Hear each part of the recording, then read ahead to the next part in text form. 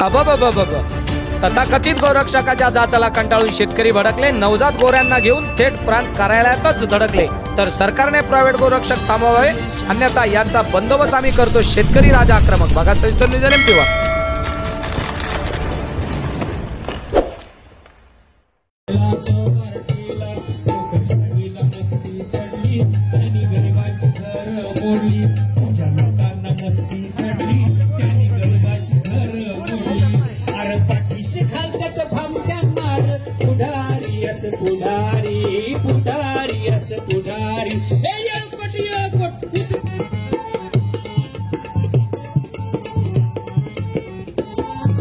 पाहून पाहून ठेरीला आमची पोटर गेली खपाटीला, पोर जातो रे गुर। पाठिंबा देण्यासाठी आलेले आहेत। त्यांच्यासोबत शेतकरी संघटनेचे जिल्हाध्यक्ष श्री अनिल अवताडे साहेब पण आलेले आहेत आणि सागरगिरी आणि तर सहकारी श्रीरामपूरवरून आलेले आहेत। त्यांचं सगळ्यांचं मी संगमनेर तालुक्यातल्या शेतकऱ्यांच्या वतीनं मनपूर्वक आभार मानतो आणि गटकर साहेबांना विनंती करतो की त्यांनी आपली भूमिका व्यक्त करावी। या आजच्या आंदोलनासाठी श्रीरामपूर तालुका शेतकरी संघटनेच्या वतीने आमचा जाहीर पाठिंबा आहे। आज या ठिकाणी हे आंदोलन करण्याची वेळ का आली तर साधा प्रश्न आहे की शेतकऱ्याच्या दुधाला भाव जर असता तर ते शेतकऱ्यांनी हे वासरं म्हणजे जन्माला आल्यानंतर त्यांना 90 दिवस दूध पाजावं लागतं, ते पाजलं असतं। पण आज खऱ्या अर्थाने मी माझ्या श्रीरामपूर तालुक्यातील माझ्या गावचं उदाहरण तुम्हाला सांगतो की 15 दिवसापूर्वी मी श्रीरामपूर तालुक्यातील कारेगावचा रहिवासी असून मी जगताप वस्ती या ठिकाणी राहतो। माझ्या वस्तीपासून 1.5 ते 2 किलोमीटर अंतरावर रस्त्याच्या कडेला म्हसोबाचं मंदिर आहे आणि त्या म्हसोबाच्या मंदिराच्या तिथे अज्ञात व्यक्तीने 6, 7, 8 दिवसाचे हे गोरे समोरचे आणलेले आता ते 6 गोरे आणून सोडले रात्री आणि ते आणून सोडल्यानंतर सकाळी त्या ठिकाणी पोलीस प्रशासन आलं। त्यांनी ते सगळं बघितलं, त्यांनी देखील इकडे तिकडे फोन लावले। नंतर काही संघटनेचे त्या ठिकाणी प्रतिनिधी उपस्थित राहिले, त्यांनी पण फोन लावले गोशाळेत वगैरे। मला ही माहिती मिळाल्यानंतर मी त्या ठिकाणी गेलो आणि पोलीस प्रशासनाला विचारलं, त्याने आम्ही फोन लावले पण प्रत्येक ठिकाणचं उत्तर येत आहे की हे नवजात अपरग असल्यामुळे त्यांना 8 ते 10 दिवस वयाचे असल्यामुळं पाळण्यासाठी कोणी घ्यायला तयार नाही।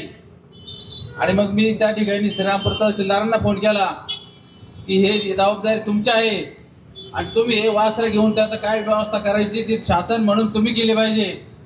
त्या ठिकाणी त्यांनी बघितलं, त्यांनी सांगितलं पशुसंवर्धन अधिकाऱ्यांना त्या ठिकाणी मी सांगतो, ग्रामसेवकाला सांगतो। त्या ठिकाणी ग्रामसेवकांना माहिती मिळाली, पशुसंवर्धन अधिकाऱ्यांना माहिती मिळाली, पण त्या ठिकाणी कुणीही फिरकलं नाही आणि 2-3 दिवस ते वासरं आसपास तिथे फिरत होते। आणि नंतर शेतकऱ्याच्याच लोकांनी लहान मुलं शेतकऱ्यांनी त्यांना किव आली त्या ठिकाणी आणि ते परत पाळायला घेऊन गेले।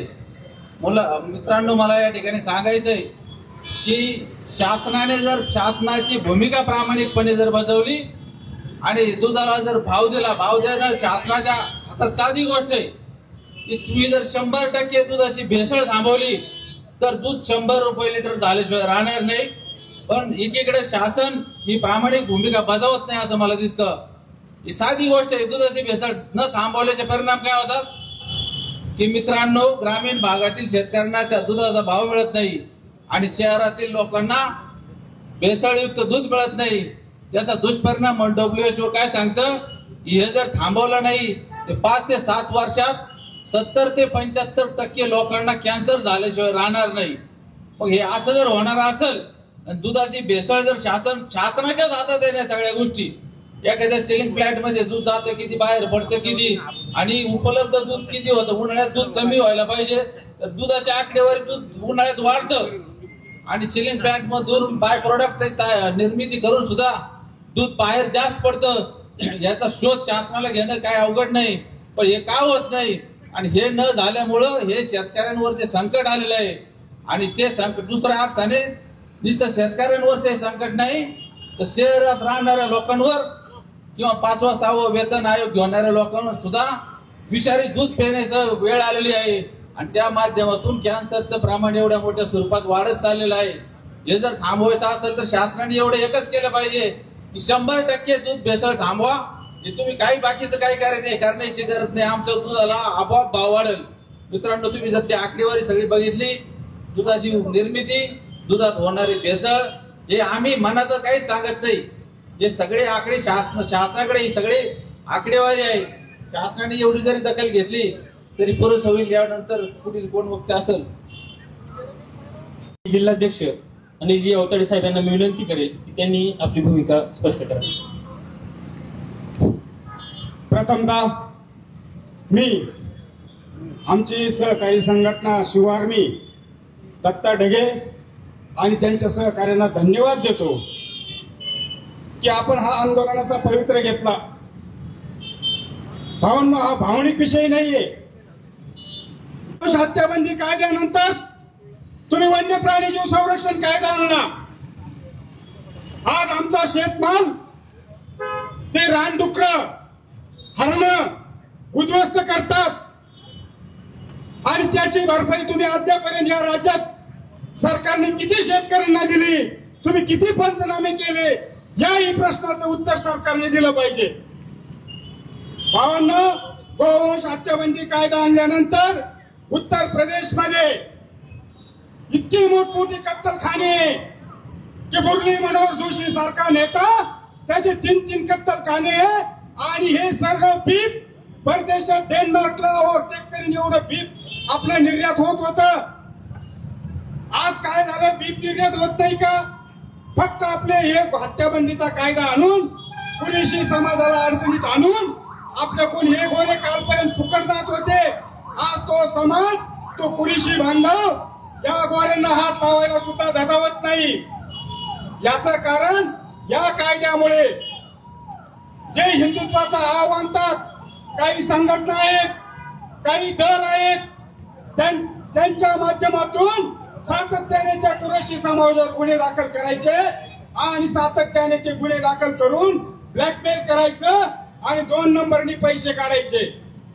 कुठल्याही गोष्टीचा अतिरेक वाईट होत असतो भावांनो. आज इथं 10 गोरे, उद्या या प्रांत कार्यालयावरच नाही तर महाराष्ट्रभर लाखो जर्सी गोरे सरकारच्या ताब्यात घेण्याची वेळ येणार आहे. 2015ला दूध 22 रुपये लिटर विकत होतं. 2015ला 1 लिटर दुधाचा उत्पादन खर्च 35 रुपये होता. भावांनो, आज 2025 10 वर्षानंतर आपलं दूध आपण आंदोलन केल्यानंतर 30 रुपये विकताना विनंती आहे, आमच्या भावना तुम्ही मुख्यमंत्र्यापर्यंत पोहोचवा. एक टायमाला 1 गोरं सांभाळायला 3 महिन्याकरता 20,000 रुपये अनुदान द्या, नाहीतर हा कायदा काढून टाका. भावांनो, या सरकारने आपल्याला उत्पादन खर्च इतका हमी भाव देऊ असं जाहीर केलं होतं. 2010 मध्ये दुधाचे भाव 20 रुपये, 2010 मध्ये सोयाबीनचे भाव 4,000 रुपये, 2010 मध्ये ऊसाचा भाव 2,000 रुपये आणि संगमनेर सारख्या कारखान्याने 28 रुपये दिलेला आपल्या सगळ्याला माहिती आहे. त्यावेळी साखर 28 रुपये विकली. आज साखर 3800 4,000 रुपये. आपल्याला ताकद उभी करावी लागेल. आपल्याला दत्ता ढगे सारखे माणसं असतील, आमच्यासारखे लढवणारे माणसं असतील, आपल्याला साथ द्यावी लागेल, तरच आपला लढा यशस्वी होणार आहे. वेळ खूप कमी आहे वक्त्यांना बोलायचं. मी आपली रजा घेतो आणि शासनाला फक्त दोन मेसेज देतो. एक तर तो तुम्ही कायदा काढून टाका, नाहीतर आमच्या पशुपालकाला जर गोर जन्माला आलं 20,000 रुपये अनुदानाची मागणी आहे. आणि जर त्या जर्सा गाईचं मास्टायटिस मुळे त्याचे दूध असण्याची निकामी झाली, प्रजनन क्षमता तिची पिशवी खराब झाली, तर त्या गायी सुद्धा सरकारने ताब्यात घ्याव्या. भावांनो, एवढंच बोलतो, इथंच थांबतो. जय जवान जय किसान. एक 15 दिवसापूर्वी दत्ता ढगे आणि आम्ही इथे प्रांत साहेबांना एक निवेदन दिलं होतं की साहेब, हा जो भाकड जनावरांचा आणि गोऱ्यांचा जो प्रश्न उपस्थित झालेला आहे, हा ह्या समाजामध्ये नव्हे, पूर्ण राज्यामध्ये, देशामध्ये, तालुक्यामध्ये, गावागावामध्ये एक सामाजिक स्वास्थ्याचा प्रश्न तयार करणारा एक मोठा प्रश्न तयार होणार आहे. त्याचं कारण असं आहे की हे भाकड जनावरं जे आहे हे सांभाळायला शेतकऱ्याला सरकार पैसे देत नाही. हे गोरे सांभाळायला सरकार शेतकऱ्याला पैसे देत नाही. आणि असे पैसे न देता सरकार सांगतं की तुम्ही हे सांभाळलं पाहिजे. एका बाजूला दुधाला बाजार नाही आणि मग शेतकऱ्यावरती हे गोरे कुठेतरी जंगलामध्ये, कुठेतरी नदी किनारी, कुठेतरी रस्त्यामध्ये सोडण्याची वेळ आलेली आहे. आणि हे गोरे जे रस्त्यावर सोडले जातात त्यामुळे त्यांना त्या ठिकाणी कुत्रे त्यांचे लचके तोडतात आणि ते लचके तोडल्यानंतर त्या ठिकाणी सगळे दुर्गंधी पसरते. आता जर तुम्ही साधारणतः संगमनेरच्या आजूबाजूला जर फिरले, निदर्णेश्वरच्या तिथलं एक घाट बघा, आमच्या फुकरी हवेली गावात पारेगावला जाताना एक घाट बघा, चन्नापुरीचा घाट बघा, कराचा घाट बघा, इकडे अकोल्याला जाताना मध्ये सुगावच्या पुढे जो घाट लागतो तिथे बघा, तिथं मेलेल्या जनावरांचा वास यायला सुरुवात झालेली आहे. का हा प्रश्न तयार होतोय?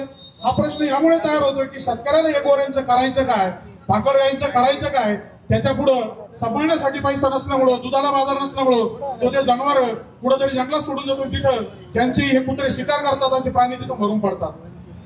आज हे नदी किनारी पडतात, परंतु भविष्यामध्ये हे प्राणी गावामध्ये सोडले जातील, शहरामध्ये सोडले जातील, मोठे वळू तयार होतील. त्या वळूंमुळं मोठा प्रश्न या ठिकाणी आपण मध्ये बघितलं एक व्हिडिओ मध्य प्रदेशमध्ये की त्या वळूने एका माणसाचा रस्त्यावरती जीव घेतला. आपल्या इथं बस स्टँडवरती मग 15 वर्षापूर्वी सायकलचे बाबा रिक्षा चालवायचे, त्यांचा पण मोकाट जनावरांनी जीव घेतला होता. म्हणजे या ठिकाणी माणसाच्या जीवनाची किंमत सरकारला नाही, परंतु प्राण्यांच्या जीवनाची किंमत सरकारला आहे. आमची हरकत नाही सरकारला ती किंमत ठेवण्याबद्दल, परंतु आमचं सरकारला हे म्हणणं आहे की जनावरांबरोबर माणूस पण सुरक्षित झाला पाहिजे आणि जनावर पण सुरक्षित झाले पाहिजे. आणि म्हणून हा जो मोठा सामाजिक प्रश्न तयार होणार आहे, उद्या जर हे जनावरांचं विल्हेवाट प्रॉपर लागली नाही तर पिसळलेल्या कुत्र्यांची संख्या वाढणार आहे. ते कुत्रे या ठिकाणी आपल्या माणसांना चावतील. मध्ये एक गाईला, गोऱ्याला पिसाळ कुत्रा चावलं होतं नाशिक पुन्हा हवेला, चन्नापुरीच्या पुढं ते गोरा रस्त्यावर गाड्यांना टक्कर देत होता. हे कुठून होत आहे? तर हे जो सामाजिक प्रश्न मोठा या भाकड जनावरांच्या निमित्तानं उपस्थित होणार आहे त्याकडे सरकारला डोळे दाखवून चालणार नाही. आणि म्हणून माझी मायबाप सरकारला विनंती असणार आहे की लवकरात लवकर या शेतकऱ्यांना, तुम्हाला जर जनावर सांभाळायला लावायचे असेल तर महिना 20,000 रुपये तुम्ही शेतकऱ्यांना त्या भाकड गाय आणि गोरे सांभाळण्यासाठी दिले पाहिजे, अशी आमची सरकारला शिवआर्मी संघटनेच्या वतीनं विनंती करतो. आणि मी ह्या आंदोलनाला आमच्या गावाच्या वतीनं, राष्ट्र सेवा दलाच्या वतीनं, छात्र भारतीच्या वतीनं आणि संगमनेर वकील संघातील आमच्या सहकारी बंधूंच्या वतीनं मी या ठिकाणी आंदोलनाला पाठिंबा देतो आणि या शेतकऱ्यांबरोबर राहतो. धन्यवाद. शेतकरी एकजुटीचा, शेतकरी एकजुटीचा. जय भवानी, जय शिवाजी. खऱ्या अर्थाने आपण सर्वजण शिव आर्मी शेतकरी संघटना यांनी आपल्या या संगमनेर तालुक्यामध्ये प्रामुख्याने प्रथमतः लीड घेऊन, पुढाकार घेऊन जो आपला भाकड जनावरांचा मूळ प्रश्न या ठिकाणी प्रत्येक शेती वर्गामध्ये आणि पशुपालकांमध्ये तयार झालेला आहे.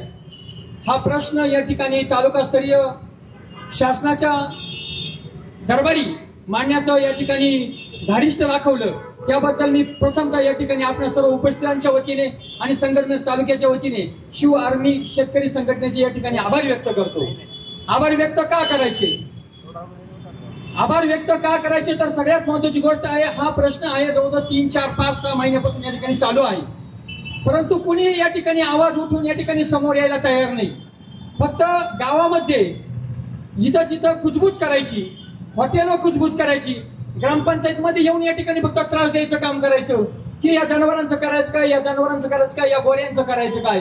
आणि शेतकरी देखील हवालदिल झालेला आहे. ज्या ठिकाणी कुरेशी बांधव या ठिकाणी या गोऱ्यांचं खरेदी करून किंवा काय पद्धतीने या ठिकाणी नेऊन त्याचं काही व्यवस्थापन करीत असेल, ते देखील या ठिकाणी विविध संघटनांनी त्यांच्यावर भडीमार करून ते व्यवस्थापन बंद केलं.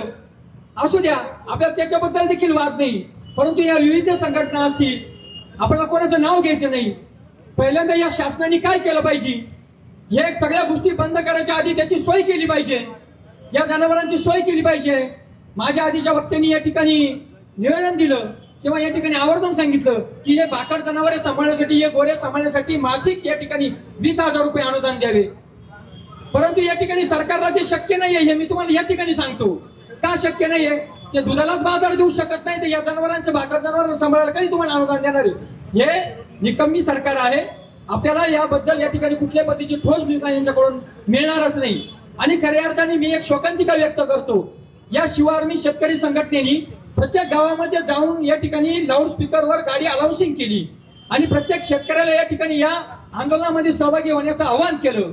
शेतकऱ्यांना या ठिकाणी एक शोकांतिका अशी आहे की आज या ठिकाणी किती शेतकरी आले. प्रत्येकाचं कर्तव्य आहे. आज जरी ही सुरुवात आहे, परंतु माझ्यावरी या माध्यमातून परत संगमनेर तालुक्यातील प्रत्येक गावातील शेतकऱ्याला, पशु उत्पादकाला एक विनंती आहे की आपण आगामी काळामध्ये आजच्या नियोजनातून जे काही ध्येय धोरण या शेतकरी संघटनेचे ठरेल यांच्या पाठीशी खंबीरपणे उभं राहायचं आहे आणि आपल्याला न्याय मिळवण्यासाठी आपण स्वतः या सहभागी व्हायचं आहे. खऱ्या अर्थाने हे पशु पक्षी या ठिकाणी पशु हे जे गोरे आहे, जे इकडे तिकडे अस्ताव्यस्त या ठिकाणी सोडले जातात, नदीच्या कडाला, वड्याच्या कडाला, फॉरेस्टच्या कडाला, गाववाडीच्या कडाला. परंतु याचे दुष्परिणाम या ठिकाणी आगामी काळात काय होणार आहे? आज फॉरेस्टच्या कडाला किंवा इतर ठिकाणी या ठिकाणी हे गोरे सोडल्यानंतर हे कवळे गोरे आहे.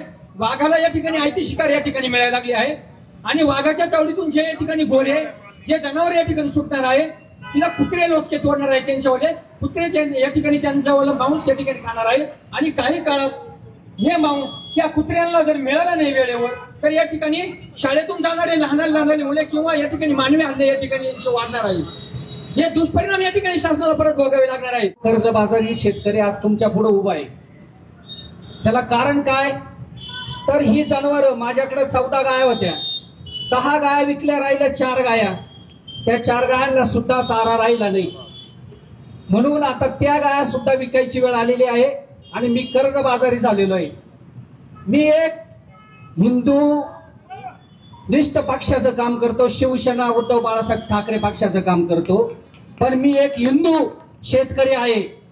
आणि तुम्ही हिंदुत्व म्हणून या हिंदू शेतकऱ्याला पार मातीत घालण्याचं काम चालवलंय. आज हे थांबवा. अरे आम्ही सुद्धा गोरे सांभाळू. तुमचे 20,000 रुपये सुद्धा आम्हाला नको, पण आम्हाला 45 रुपये दुधाला बाजार द्या. आम्ही सांभाळतो गोरे. आमची मागणी होती शिव आर्मी संघटनेच्या वतीनं. आम्ही प्रथमतः चिखलीला आंदोलन केलं. त्या आंदोलनात आमची मागणी होती की शेतकऱ्यांना तुम्ही 45 रुपये लिटर बाजार द्या. आम्ही सांभाळतो भाकड गाया, आम्ही सांभाळतो गोरे, आणि 3 महिन्यानंतर तुम्ही ते ताब्यात घ्या गोरे. फक्त आमच्या दुधाला 45 रुपये बाजार द्या. आज माझ्या गावची परिस्थिती अशी झालेली आहे, काही जणांनी गोण्यांमध्ये गोरे आणून टाकले नदीच्या कडाला. कुत्र्यांनी खाले, 2 कुत्रे पिसाळले आणि शिनार आळी म्हणून गावात एक आळी आहे, त्या आळीमध्ये सलग 3-4 गायांना ते कुत्रं डसलं. अक्षरशः 4 गाया मेल्या. आणि आजही जाऊन बघा आडाळा नदीमध्ये 3 गाया आणून सोडले, कोणीतरी अज्ञात माणसानं आणून सोडले.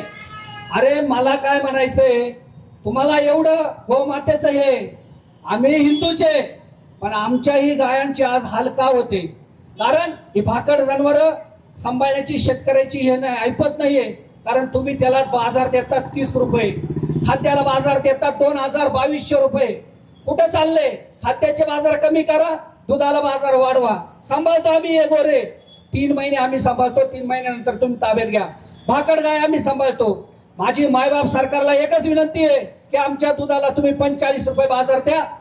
आणि ह्या आंदोलनाला, शेतकऱ्यांच्या आंदोलनाला उद्धव बाळासाहेब ठाकरे शिवसेनेतर्फे आमच्या अमरभाऊ कतारी, भाऊसाहेब आसे, चव्हाण साहेब यांच्या सर्वांच्या वतीनं जाहीर पाठिंबा या ठिकाणी व्यक्त करतो. आणि एक हिंदू शेतकरी हा फक्त मातीत जाणार नाही याची मायबाप सरकारनं दक्षता घ्यावी ही नम्र विनंती करतो. आज या ठिकाणी शिव आर्मी संघटनेनं जो प्रांत कार्यालयावरती निवेदनाचा आणि छोटासा मोर्चाचं आयोजन केलं. प्रथमतः मी या शिव आर्मीच्या या कार्यक्रमाला, या कृतीला जय हिंद लोक चळवळीच्या वतीनं पाठिंबा देतो. आत्ताच सर्व वक्त्यांनी सांगितलं की गोऱ्यांना सांभाळलं पाहिजे, बरोबर आहे. सदुभाऊनं सांगितलं की 40 रुपये 45 रुपये बाजार हा दिला पाहिजे, आम्ही गोरे सांभाळू. मी म्हणतो शासनाला 45 रुपये बाजार देण्याची गरज नाही, बाजार हा ऑटोमॅटिक मिळणार आहे. मग अशी एका वक्त्यानं श्रीरामपूरच्या सांगितलं की जी दुधामध्ये होणारी 70% भेसळ आहे. ही भेसळ जरी थांबली तर आपल्याला कोणाकडे भीक मागायची गरज येणार नाही, असं माझं प्रामाणिक मत आहे. आज मी तिला हे गोरे बारकाले गोरे यांना आपण गेंडे म्हणतो, ओढ्या नाल्याला किटीवरच्या कडेला या ठिकाणी हे लोक सोडतात. अगदी उपासमारीना त्या गोऱ्यांवरती मरायची वेळ येते आणि शेवटी कुत्रे असेल, वाघ असेल, बिबटे असेल हे त्या गोष्टीचा वापर करतात, म्हणजे खातात. मी याच म्हणण्याचं आहे की गोवंश हत्या कायदा झाल्यानंतर 10 वर्षामध्ये या संगमनेरमधून जर 10 लाख लिटर दूध संकलन होतं दिवसाला, तर कमीत कमी 10 ते 15 लाख या ठिकाणी मोठ्याने जर्सी बैल पाहिजे होते. आज मी तिला आपल्या संगमनेर तालुक्यामध्ये 20-25 तरी जर्सी बैल आहेत का? हे बैल जातात कुठं? मग हा गोवंश हत्या केली, गोवंश हत्या बंदी केली आणि या 10 वर्षाच्या कार्यकाळामध्ये कुठे गेले हे जनावर, कुठे गेलं? याचं उत्तर हे खरं ऍक्च्युअली सरकारनं दिलं पाहिजे. मी या ठिकाणी जास्त न बोलता या शिव आर्मी संघटनेला जय हिंद लोक चळवळीच्या वतीनं जाहीर पाठिंबा देतो आणि थांबतो. आम्ही विद्यार्थी संघटनेचं काम करतो, पण आमचा बाप हा शेतकरी आहे. शेतकरी जर टिकला तर आम्ही शिक्षण घेऊ शकतो, ही साधी व्याख्या आहे. आज जी परिस्थिती देशामध्ये तयार झाली आहे, शेतकऱ्याचंही कंबरड मोडायचं काम चाललंय आणि विद्यार्थ्याच्या शिक्षणाचंही कंबरड मोडायचं काम चाललंय. ही सगळी जी रचना आहे ती आपल्या शेतकरी बापाला न्याय मिळवून देण्यासाठी आहे. ही सगळी व्यवस्था जर टिकवायची असेल, शेतकरी टिकवायचा असेल, त्याचं पोरग टिकवायचं असेल, तर आज शेतकऱ्याचं कंबरड मोडणाऱ्या सरकारला विचारलं पाहिजे की हे जे तथागत आहे, जे स्वयंघोषित आहे, त्यांची वाट लावायचं काम तुमचं आहे. गोरे घ्या. आज आम्ही प्रांत कार्यालयावरती गोरे सोडणार आहोत, पण आम्ही हेही सांगू इच्छितो, आमचे दोन प्रश्न आहे. एक तर जे गोरे आमच्या घरामधून उचलून घेऊन गेले त्या गोऱ्यांचं काय झालं याचं उत्तर सरकारने पहिल्यांदा दिलं पाहिजे. साधं उदाहरण आहे, संगमनेरमध्ये साधारणतः 5 लाख गायी आहे असं पकडू आपण. साधारणतः महिन्याला 2000 वासरं जन्माला येत असेल असं पकडू आपण. 1000 कालवडी जन्माला येत असतील, 1000 गोरे जन्माला येत असतील असं विचारू. आपल्या संगमनेर मधील पांजरपोळाची किती कॅपॅसिटी आहे गोऱ्यांची ती एकदा तपासली पाहिजे. गावागावातून घेऊन गेलेले गोरे कुठे गेले याचा शोध प्रांत अधिकारी, पोलीस अधिकारी, मुख्यमंत्री, गृहमंत्री यांनी घेतला पाहिजे. आणि या पद्धतीने शेतकऱ्यांना मारणं, आपल्या पोटा भरणं हा धंदा चालणार नाही. तुम्हाला ज्या पद्धतीने हे सरकार धर्माच्या नावाखाली, जातीच्या नावाखाली, गाईच्या नावाखाली आपली राजकीय पोळी भाजायचं काम करताय ते आम्ही कदापि होणार नाही. शेतकऱ्यांच्या राज्यासाठी सगळ्यांनी एकत्र आलं पाहिजे. सगळ्या जातीच्या, सगळ्या धर्माच्या, सगळ्या प्रकारच्या लोकांनी एकत्र येऊन शेतकऱ्यांचा आवाज बुलंद म्हणून पार केले. साने गुरुजींनी सांगितलं, आता उठवू सारे रान, आता पेटवू सारे रान, शेतकऱ्यांच्या राज्यासाठी लावू प्राणाला प्राण. या आंदोलनामध्ये आपण सगळे इथं आलात. मला विनंती की गावागावातून शिव आर्मी संघटनेमध्ये आपण एकत्र येऊन काम सुरू करूया. ताकदीने शेतकऱ्यांची चळवळ म्हणून पुढे येऊया असं मी अपेक्षा व्यक्त करतो आणि थांबतो. जय हिंद, जय भारत. मी शिवाजी फुले, फुलेवाडी जनविकास संघ महाराष्ट्र राज्याचं काम करत आहे. आज खऱ्यामध्ये एक घोषणाची बाब आहे. शेतकरी आणि आपल्या सर्वांच्या प्रश्नावर या शिव आर्मी संघटनेनं जे पाऊल टाकलं ते आपल्या सर्वांच्या दृष्टीनं भूषणावं आहे. याचं कारण असं का आपल्या हा जीवनावश्यक असणारा हा प्रश्न आहे, आपल्या चुलीशी निगडीत असणारा हा प्रश्न आहे. ग्रामीण भागामध्ये जीवन जगायचं कसं हा प्रश्न एका बाजूला असताना दुसऱ्या बाजूला शासनानं दुभती गाय तर सांभाळाच, परंतु त्याच्याबरोबर भाकड जनावरं सांभाळा आणि गोरे सांभाळा. आज गोरेच गावठी गोरे सांभाळणं शक्य होतं, परंतु हे जर्सी गोरे जवळपास 30 ते 40 वर्षापासून हद्दपार झालेले असताना सरकारने या वर्षापासून ते सांभाळायची सक्ती आपल्यावर केली. मी सरकारला आपल्या सर्वांच्या माध्यमातून सांगतो का साहेब, प्रत्येक या प्रांत अधिकारी साहेब असतील तर त्यांना मी विनंती करीन की आपण खेड्यामध्ये एक घराची व्हिजिट करा आणि तेही अस्सल शेतकरी असेल त्यांच्या घरी जा. त्यांच्या घरी 10 गायी असतील तर त्या 10 गायींचं तुम्ही ऑडिट करा. त्यांना दूध किती मिळतं, त्यांना चारा किती लागतो, त्याच्यावर मजुरी किती लागते, खर्च किती येतो आणि मग त्याच्यातून त्या शेतकऱ्याला मिळतंय काय हे तुम्हाला त्याच वेळेला समजेल. तुम्ही 18% GST घेऊन तुमचे बाकी घर भरायचं काम चालू आहे आणि दुसऱ्या बाजूला ज्वलंत हा प्रश्न तयार करायचा आणि लोकांना मारणी घालायचं हा जो प्रकार आहे तो थोडक्यात थांबवा. साहेब, आपल्याला विनंती, आपण घुलेवाडी पासून समनापूर पर्यंत आपल्या सरकारी गाडीमध्ये प्रवास करून दाखवा. त्याच्यानंतर आमच्या वडगाव पासून जोरव्यापर्यंत सरकारी गाडीने प्रवास करून दाखवा. बाकी नाकाला रुमाल बांधू नका, ही आपल्याला विनंती आहे. आणि मग तुम्हाला समजेल की या शेतकऱ्यांनी, या भाकड गायींनी आणि या गोऱ्यांनी हा संपूर्ण तालुका नव्हे भारतभर किती दुर्गंधी सुरू झालेली आहे याचा विचार आपण करा. वेळ अतिशय थोडा आहे. मी शिव आर्मी संघटनेला आपल्या सर्वांच्या वतीनं, जनविकास संघाच्या वतीनं जाहीर पाठिंबा व्यक्त करतो आणि शेतकऱ्यांना आवाहन करील, ही सुरुवात आहे, आता हिचा शेवट कसा होईल यासाठी आपण सर्वांनी सज्ज राहायचं आहे. आणि या सरकारच्या विरोधात खंबीरपणे कंबर कसायची आहे एवढीच आपल्याला विनंती करतो. मला या ठिकाणी बोलण्याची संधी दिली. खरं म्हणजे वेळ खूप झालेला आहे, अजूनही खूप वक्ते आहेत, तरी परंतु आपल्या सर्वांचं मी या ठिकाणी आभार व्यक्त करतो. आणि निश्चितपणे मायबाप सरकार न्याय देईल, याच्यावर तातडीने विचार करील अशी मी अपेक्षा करतो. थांबतो. जय हिंद, जय महाराष्ट्र. आपण म्हणतो इडापिडा जाऊ बळीचं राज्य येऊ, तर बळीच्या राज्यात सर्व शेतकरी सुखी होते, समाधानी होते, आनंदी होते. आपण शिवरायांचा कार्यकाळ जर बघितला तर त्या कार्यकाळातही सर्व शेतकरी सुखी होते. भाजीच्या देठालाही कोणाचा हात लागला नाही पाहिजे असं शिवरायांचं धोरण होतं. आणि हे आताचे राजकारणी शिवरायांचं नाव घेतात, बळीराजाचं नाव घेतात. त्यांची लायकी आहे का शिवरायांचं नाव घ्यायची? हरामखोर जमात आहे ही. याला सुप्रीम कोर्टाने नपुसक म्हटलंय. आज शेतकऱ्याची काय अवस्था ही बघा. तरी शेतकऱ्याला किवाली या गोऱ्यांची त्यांच्यावर सावली धरली. आणि यांना विठीत धरतंय कोण? आणि नपुसक मारणाऱ्या सरकारच्या आधिपत्याखाली प्रशासन काम करतं. मला खिवीती या प्रशासनाची. हे शेतकऱ्याला विठीत धरतंय. एवढंच बोलून मी शिव आर्मी संघटनेला पाठिंबा देतो. जय जिजाऊ, जय शिवराय. व शिव आर्मी दूध उत्पादक संघटना, शेतकरी संघटना आणि त्याला पाठिंबा द्यायला जे सर्व शेतकरी उपस्थित राहिले यांचं सर्वप्रथम मी अभिनंदन करतोय. आज जेव्हा या आंदोलनाबाबत आमचे शेतकरी संघटनेचे राज्याचे प्रदेश उपाध्यक्ष ॲडव्होकेट अजितदादा काळे साहेब यांना ज्यावेळेस ही गोष्ट कळाली तर त्या काही कारणामुळे, कोर्टाच्या महत्वाच्या कारणामुळे त्यांना ते इथे येऊ शकले नाही. परंतु त्यांनी आवर्जून मला फोन केला व मला सांगितलं, सागर तुला तिथे जावं लागेल आणि आपली जी भूमिका आहे तिथे ते मांडावं लागेल. आज आपण बघितलं तर 2015 साली ज्यावेळेस हा गो हत्याबंदी कायदा अस्तित्वात आला तर त्यावेळेस हा जो कायदा आहे हा मुळात हा लिमिटेड स्वरूपाचा, म्हणजे ज्या आपल्या देशी वंशाच्या ज्या गायी आहे, गावरान गायी आहे, यांच्या पुरता हा मर्यादित कायदा असायला पाहिजे होता. परंतु या व्यवसायाच्या दृष्टीने या शेतकऱ्यांनी याच्या जर्सी गायी किंवा एचएफ गायी या ज्या काही आपण पाहायला सुरुवात केली, याचा आपला उद्देश हा फक्त व्यवसाय हा उद्देश होता.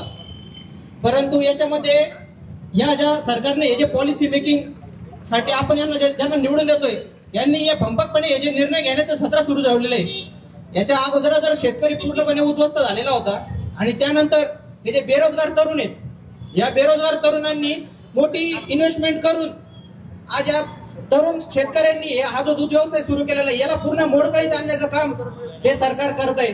आज शिव आर्मी संघटनेने ज्या मागण्या केलेल्या आहेत, त्या भाकड गायी आहेत यांना 20,000 रुपये फक्त सरकारकडून देण्यात द्यावा.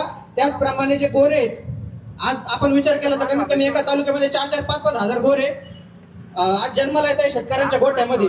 आज आपण या संगमनेरचा जर विचार केला तर सर्वप्रथम आपली शेतीवर आधारित असलेली अर्थव्यवस्था आज जर आपण बघितलं तर शेतीचं ज्यावेळेस तुकडे झाले त्याच्यानंतर हा दूध व्यवसाय हा जो आपण जोडधंदा म्हणून स्वीकारला होता, परंतु आज प्रमुख व्यवसाय झालेला आहे.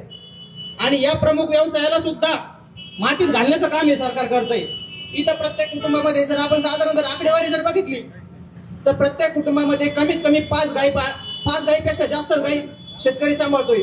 आणि या 5 गायीमधून एवढे कष्ट करून, वर्षभर कष्ट करून 9 ते 10 हजार रुपये महिन्याला जे उत्पन्न मिळतं त्याच्यामध्ये कसा बसा आपला संसार, आपल्या मुलाबाळांचं शिक्षण आणि हे सगळं करण्याचं काम करतोय. परंतु या 9-10 हजार रुपये जे महिन्याला तो शेतकरी मिळवतोय त्याच्यामध्ये जे वर्षभरात 3 ते 4 गोरे त्या शेतकऱ्यांच्या गोट्यामध्ये ज्यावेळेस जन्माला येत आहेत, हे गोरे जेव्हा सरकार सांगताय आता तुम्ही सांभाळा, तर हे शेतकरी या गोऱ्यांना कमीत कमी 90 दिवस दूध पाजायचं म्हणजे 9-10 हजार रुपये खर्च करायचा आहे. म्हणजे जवळपास हे सुद्धा 9-10 हजार रुपये आम्हाला जे मिळत आहे त्याच्यातून आम्ही आमचा कुटुंब, आमचा उदरनिर्वाह करतोय.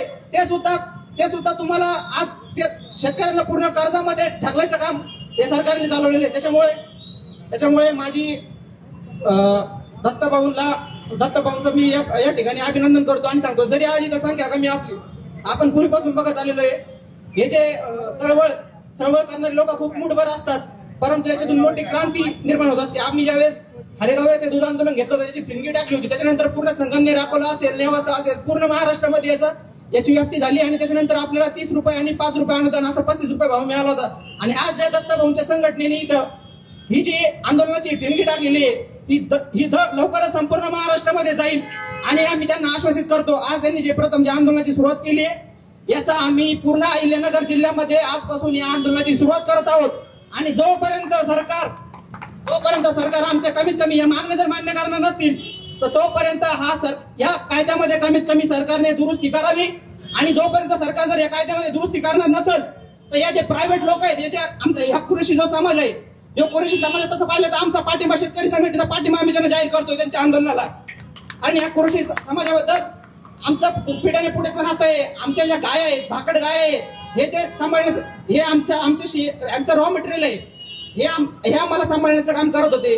परंतु कुरेशी समाजाला सुद्धा या तथाकथित गोरक्षकांनी जो त्रास द्यायचं काम केलेलं आहे, या सर्वप्रथम या सरकारला मी विनंती करतो, हे जे प्रायव्हेट रक्षक जे आहेत ना यांना अगोदर थांबवा. आणि जर तुम्हाला थांबवता येणार नसेल तर आम्ही त्याचा काय बंदोबस्त करायचा आहे तो करतो. आणि एवढं बोलून मी माझे 2 शब्द संपवतो. आणि आमच्या शेतकरी संघटनेचे नेते आवताडे साहेब असतील, काळे साहेब असतील, जगताप साहेब असतील, यांनी आपलं मनोगत व्यक्त केलेलंच आहे आणि मी माझा पाठिंबा जाहीर करतो. थांबतो. जय जवान जय किसान. जमलेल्या सर्व शेतकरी बांधवांना आज या ठिकाणी मी वेगळं काही सांगायची गरज नाहीये, परंतु हे जे ऐकणारं प्रशासन आहे शेतकऱ्याचीच पोरं आहेत. त्यांच्याशी बोलताना आम्हाला लक्षात येतं कुठल्याही अधिकाऱ्याला भेटल्यावरती या प्रश्नाची धोक काय, झळ काय ते त्यांना कळतंय, त्यामुळे ते आपल्याला सगळं सहकार्य करतायत. परंतु शहरात राहणारा जो वर्ग आहे किंवा माझ्या अगोदर बोलताना आवताडे साहेब म्हणाले की काही इतर व्यक्तीही म्हणाले की ज्याच्या घरी शेळीचं शेपूट नाही तो शेतकऱ्याला आज गोभक्ती शिकवायला निघालाय. म्हणजे जो शेतकरी दररोज रक्त आटून घाम गाळून गाईला पाळतो, पोसतो, ज्याच्या डीएनए गोसेवा आहे, त्याला हे तथाकथित गोभक्त नाही येत ते गो. आता त्याला शब्द भयंकर मला सुचत आहेत, कारण की मला जे काही 2 दिवसात पुरावे मिळालेत सगळे, तर ते गोभक्षकच म्हणायचं होतं मला, पण मी थांबून घेतलं. खरे ते गोभक्षक आहेत, शेतकरी भक्षक आहेत. पुरावे मी तुम्हाला आता सांगणारच आहे बोलताना, ते सगळे पुरावे मी तुम्हाला देणारच आहे. आता गावागावातली परिस्थिती तुम्ही बघा, शेतकरी इतका जीव त्या जनावरावर असतो, पण नाईलाज आहे. जर त्या गोऱ्याला दूध पाजत राहिलं तर दुसरीकडे कुठेतरी कामाला जावं लागेल किंवा शेती विकावी लागेल आणि पैसे आणून त्या पशुखाद्याचे पैसे आणि जे काही मल्टीव्हिटॅमिन जनावराला द्यावे लागतात त्याचे पैसे, हे सगळे खर्च शेतकऱ्याला त्या पद्धतीने भरावे लागतील. डेअरीतून दुधाचा 1 रुपया घरात येणार नाही, आजही येतोय असा त्याचा अर्थ नाही. त्यामुळे नाईलाज म्हणून लोक दूध पाजायचं बंद करतं, कोण कमी पाजतं, कोण डोळ्याने काय व्हायचं ते होऊ दे म्हणून कुठेतरी नेऊन सोडून देतं अगोदरच, आणि कुत्रे यांचे लचके तोडताय. म्हणजे जे खरंच गायीवरती ज्यांचं प्रेम आहे त्याला देखवाल का कुत्रं गायीचं लचकं तोडत असताना, वासराचं लचकं तोडत असताना देखवाल का? हे भामटे गोरक्षक ज्यांना किंमत थोडीशी गाडीची गायीचं प्रेम नाहीये. चंद्रकांत झटाले म्हणून एक अभ्यासक आहे, शेतकरी अभ्यासक आहे, त्यांनी तर एक लेख लिहिला याच्यावरती, गोरक्षक धर्म की धंदा. तो लेख मी आज सगळ्या आपल्या मीडियावरती देईलच. म्हणजे कशा पद्धतीने सगळं स्कॅन्डल चालतंय देशभर. जिथं गोवंश हत्याबंदी कायदा झालाय तिथं हे किती मोठं रॅकेट आहे की शेतकऱ्याच्या गायी लुटायच्या. तर ते कसं आहे ते सविस्तर मी पुराव्यासोबत सांगेन. त्याच्या अगोदर एकदा परिस्थिती मी सविस्तर सांगतो. शेतकरी काय करतो बिचारा, ते देखवत नाही म्हणून डोळ्या निराळा नेऊन ते वासरू कुठेतरी सोडून देतो किंवा मेलं की गावात कुठेतरी वड्याला नेऊन टाकतो. जसं माझ्या अगोदर एका वक्त्यांनी सांगितलं की गावागावात ठिकठिकाणी, हे एका गावात एका ठिकाणी नाही, प्रत्येक मळ्यात एका ठिकाणी 4-4 ठिकाणी वासरं मेलेले नेऊन टाकायच्या जागा झाल्यात. ते सडलेत, कुजलेत, वास सुटलाय, रस्त्याने जावत नाही तिथं. आरोग्यावरती त्याचा किती भयंकर परिणाम होणार आहे. शेतकऱ्याच्या मानसिक आरोग्यावर किती परिणाम होतोय की आपण आपल्या समोर जीव तळतळत मरतोय म्हणून, आणि खाता यायला लागला की कुठंतरी नेऊन सोडून देत आहे. ते सोडताना त्याच्या डोळ्यात पाणी असतं, काय आनंद नसतो फार, परंतु पर्याय नाही सोडेल तर करेल काय, त्याला खाऊ पिऊ कुठून घालेल. आता हे जे गोरे सोडलेत हे कुठं सोडलेत? डोंगराला, वड्याला, नाल्याला, रस्त्यात. त्या दिवशी कुणीतरी इथं जाणताराच्या मैदानावर आणून पिकअप खाली करून पळून गेलेत. अजिबात त्या शेतकऱ्याची काही चूक नाहीये. म्हणजे बेवारस जनावर सोडलं तर तुमच्याकडे अॅनिमल क्रुएल्टी कायदा आहे, आणि ह्या शेतकऱ्याला बेवारस सोडलं त्याचं काय? म्हणजे एखादा ह्युमन क्रुएल्टी कायदा केला तर त्याच्यात सगळ्यात खालच्या स्तराचं जीवन कोण जगतं ते शेतकरी जगतो हे आपल्याला पाहायला मिळेल. या वासरांची ज्यावेळेस वाढ होईल मोठे वळू तयार होतील, पण त्याची किंमत एकट्या शेतकऱ्यानं का मोजायची? त्याची किंमत सगळ्यांनी मोजली पाहिजे. सरकारनं गोशाळा वाढवा, आणखी काय करायचं ते करा, परंतु हे सगळे जनावर सरकारनं जमा करून घ्यावेत. जे शेतकऱ्याला म्हणजे जर्शी गोरे असतील किंवा भाकड झालेल्या गायी असतील ते जमा करून त्याचं मूल्य शेतकऱ्याला द्यावं. सरकार पैसे देतं म्हणजे सरकार काही दुसरीकडून देत नाही, शेतकऱ्यानं भरलेला टॅक्स पण त्याच्यात आहे. त्यामुळे शेतकरी सांभाळणार, पण एकटा शेतकरी का? आपण सगळे सांभाळू ना, आपल्या सगळ्यांचं प्रेम आहे ना गायीवर. यात पुढे जाताना आता हे झाली भूमिका, ही झाली सध्याची परिस्थिती. परंतु यातला पुढचा मुद्दा तुम्हाला मी सांगतो सगळ्यात महत्वाचा. तो मुद्दा सांगण्याच्या आधी मला एका शेतकऱ्याला स्टेजवर बोलायचंय. आळे फाट्यावरनं ते शेतकरी आज इथं आलेत. गणेश पाडेकर म्हणून शेतकरी आहेत का आता इथं? गणेश पाडेकर म्हणून शेतकरी आहेत. मी गणेश पाडेकरांना विनंती करतो की त्यांनी एकदा स्टेजवर यायचंय.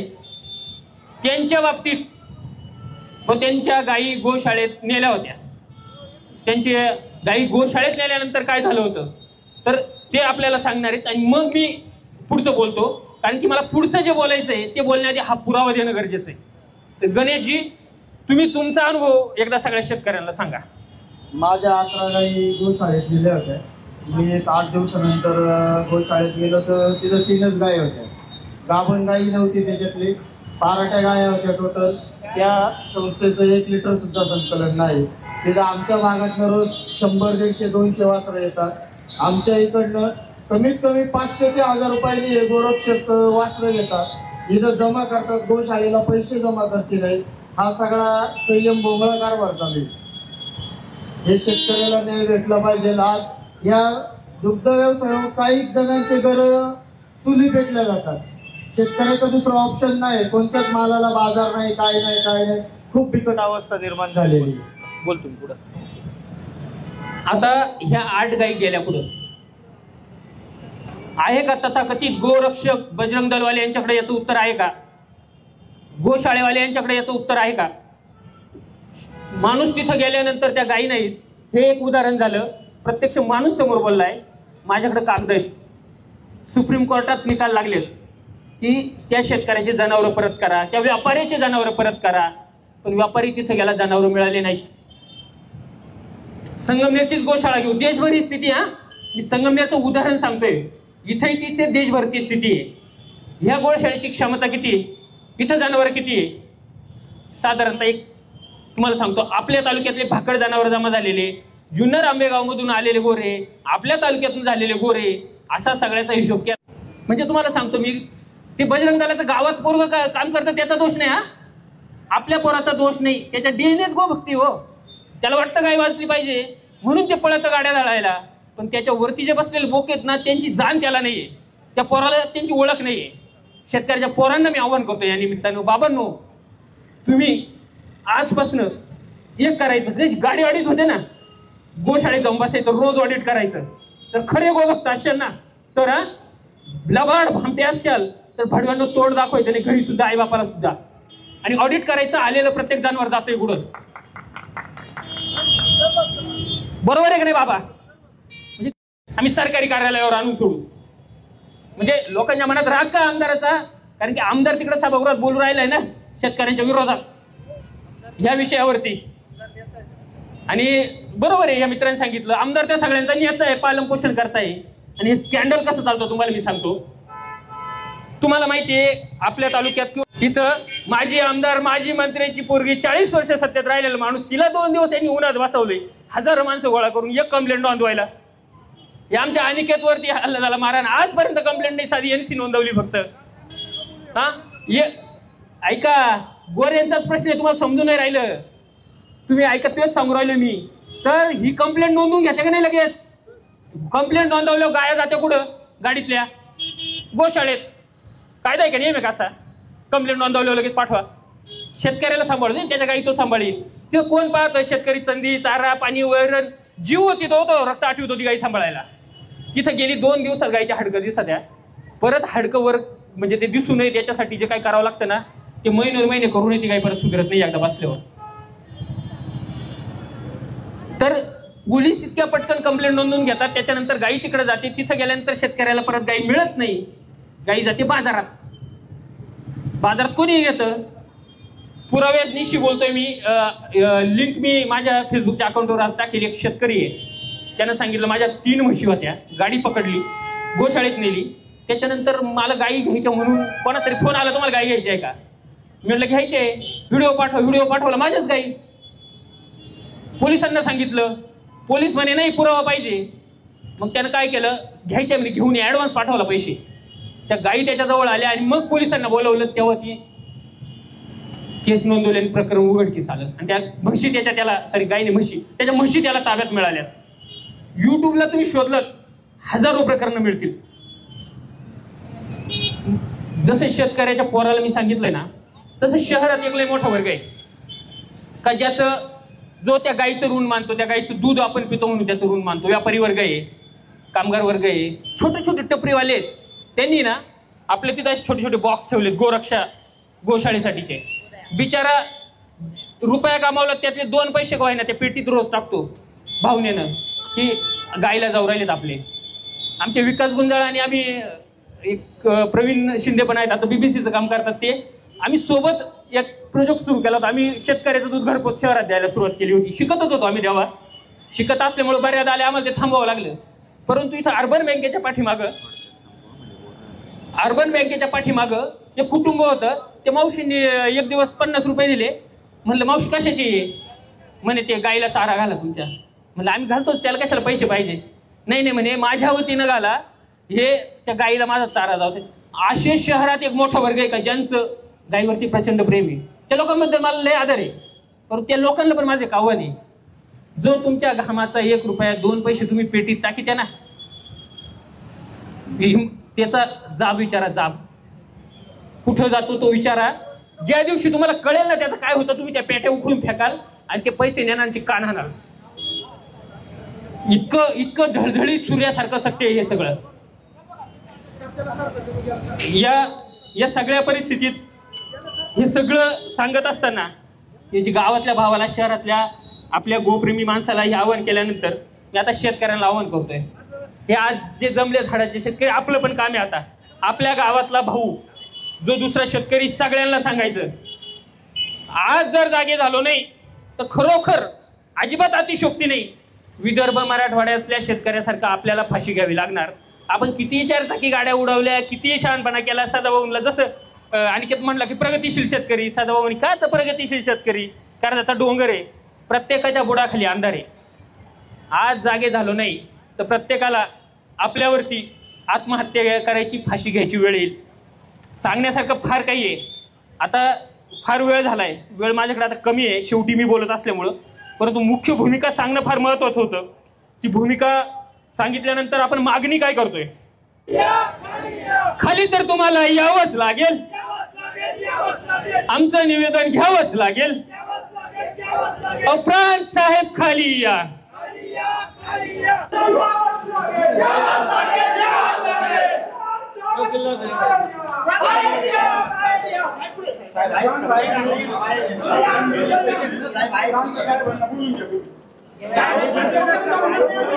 विषय असा आहे,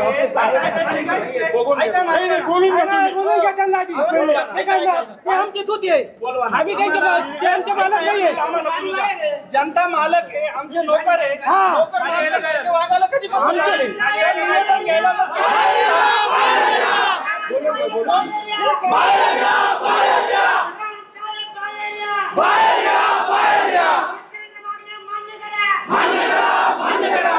तुम्हाला यावंच लागेल, तुम्हाला द्यावंच लागेल. तुम्ही शेतकऱ्याच्या लढांगे.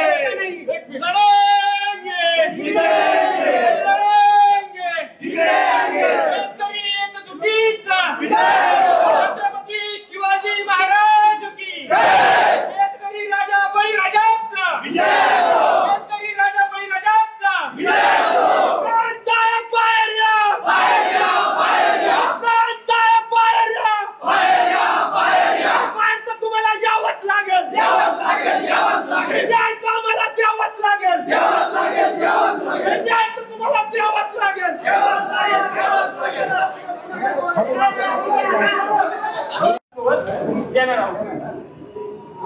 त्याला टॅग मारून घेतलं ना.